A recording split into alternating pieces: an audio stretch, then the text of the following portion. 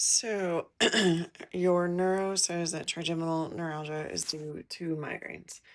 Um, yes and no.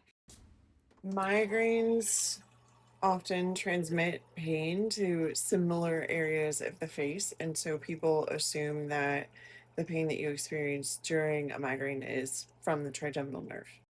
But this doesn't make it the only way that you experience pain from a migraine. For instance, some people have migraines that only affect their eyes or affect the back of the head, so it wouldn't be due to the trigeminal nerve because the pain in the eyes is not due to the trigeminal nerve, and neither is pain in the back of the head. What we do know, though, is that both migraines and trigeminal neuralgia have a component of neuroinflammation associated. So a lot of people will say that they are related because of that. But if you have a central nervous system inflammation, you probably also have some peripheral nervous system inflammation. And so we could benefit the whole system by calming down that inflammation. Sometimes that inflammation can be due to um, nutrient imbalances. Sometimes it can be due to too much sugar in the system. Sometimes it can be due to other autoimmune conditions. And so we want to find still the cause of it and make it go away. For some people, that cause is like a food allergy.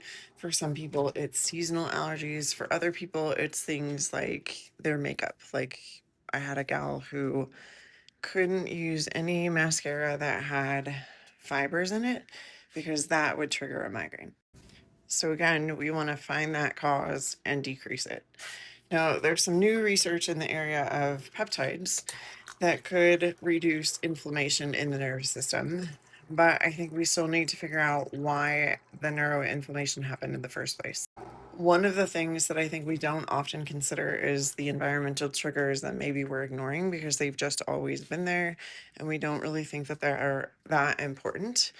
So, for me, for instance, my original first migraine, I didn't experience it until I was in my late teens, and it happened after a motor vehicle accident where I did have swelling in my brain.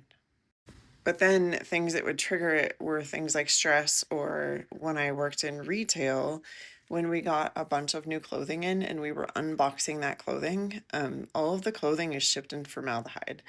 So that off gassing of the clothes as they came out of plastic created a huge problem for me. For some people, it's a change in barometric pressure that creates that problem. And again, all related to how much inflammation is in the system and how much it can tolerate as an insult. And as somebody who has solved my migraines, I can tell you that when I was having the biggest issues with my migraines were times that in my environment there was a lot of toxic exposure, even up until 2021 when I was still having migraines regularly, but since I've had maybe since 2021 one or two migraines. So while the two are related, because it all has to do with neuroinflammation, I don't think that migraines are the cause of trigeminal neuralgia, nor is trigeminal neuralgia the cause of migraines. The best way to solve issues with migraines is to decrease your toxic burden and your toxic load, and then make sure that you are on a regular basis helping support detox pathways. This is also where it could be a good idea to understand better what's happening in your genetics related to detoxification, and not just MTHFR, but the full methylation panel, and then also your ability to utilize and convert vitamin D3 because it can tell you where your body needs the most support and where you might be letting it down doing one thing versus another. If you're interested in information on that, you can click the link below to join my mailing list, and I will chat with you soon.